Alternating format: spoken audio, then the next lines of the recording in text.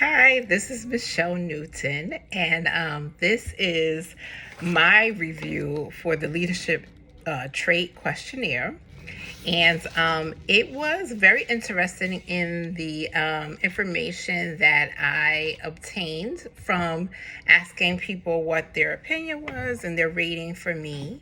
And the three areas, let's see here, well, really four areas that I'd like to really dive into where I was kind of surprised, but not really surprised.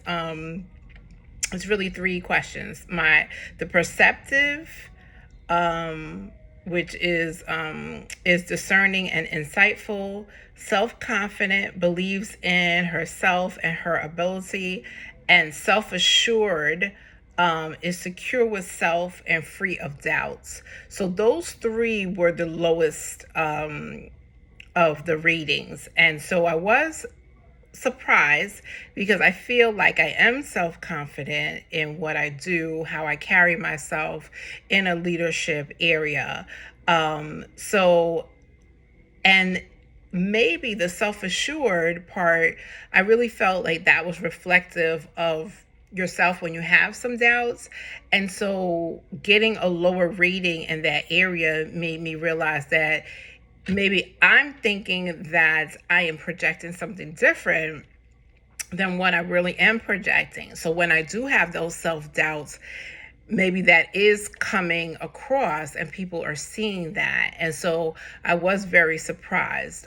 In my leadership, I am confident when I am familiar with something, or it's something I've done before, or it's a task or a assignment that I'm, familiar with, and I'm like, I know it firsthand. I'm very confident. I'm going to share a clip from one of my peers that I asked, who I actually reported to. She was an assistant director at the time. Sometimes you doubt yourself, like, am I gonna know this? But then you'll work through it, which I thought was good. But it's like I felt like sometimes you would have that first inkling of like, what? Right. Okay, now I can sit with it and like I can push through this. But like the first thought that came to my mind is like, oh no, Michelle was always like, wait, what's going on here now? Right. So that did really make me reflect on, when I am not 100% confident, I am not coming across that way. And so that made me definitely realize that. And conscientious is thorough, organized, and controlled. That I rated myself low, and then that was the lowest of all of the scores. And I do realize that about myself. I don't think, when I think of organized and controlled and thorough, I think of a type A personality, and I don't feel that is reflective of me. I am a big picture leader. Excited about was in the areas of dependable, friendly, outgoing, and sensitive.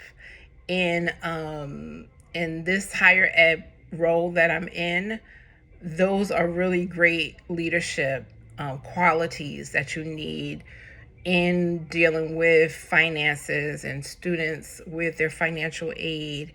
And I'm glad that that is a trait that people rated me the highest at. It really, you do have to build relationships in my area. And so me being a leader where you feel like you can speak to me, where I am outgoing, where I am dependable, friendly, and sensitive. I think sensitive, I think empathetic is in my area when you're talking about money. It is super important. So it is definitely an area that I'm very happy that I did get those readings. And here's a clip too from a colleague. So I feel like I learned so much from you.